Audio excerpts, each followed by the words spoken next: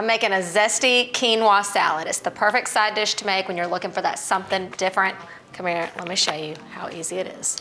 When it comes to cooking our quinoa, the same ratio applies as it does to rice. 2 parts water to 1 part grain. The difference is that we can bring them to a boil together. As the quinoa cooks, it's gonna swell and kind of burst a little bit. That's how you know it's done. I'm just gonna bring this up to a boil, reduce it, and let it simmer covered for about 15 minutes. It's not gonna get quite as fluffy as rice does.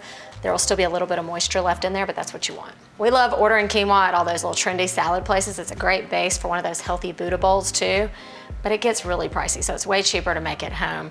And it's also a great meal prep thing. You can make a big batch of quinoa and then keep it in the refrigerator and serve it with your salads or create side dishes all week long. Or add a little protein, rotisserie chicken, and dinner's served. Now I'm gonna make just a simple, zesty lime vinaigrette. This is so easy. Quinoa itself doesn't have a ton of flavor, so there's really nothing not to like about it, you know? But it takes on whatever flavors you add in. So I like being generous when it comes to dressing the quinoa.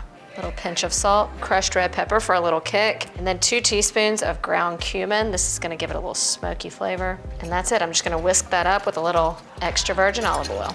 Now let's just check on that quinoa and bring it all together. You can see how when they're cooked, they've absorbed that liquid and kind of burst open.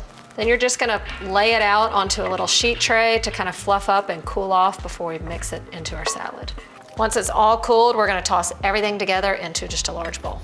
Go in with our fresh green onions and cilantro, a can of black beans that I've rinsed and drained, and some cherry tomatoes. Just pour that vinaigrette right on top, toss it all together. Season it up with a little salt and pepper. And she's done. This is ready to serve right now, or you can just keep it in the refrigerator and eat off of it, like I said, all week. It's a great meal prep option.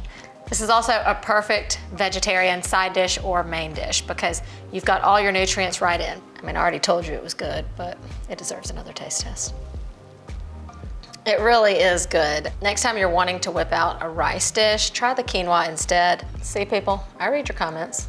I made something healthy. And it's the perfect vegetarian meal or side dish also because you've got all of the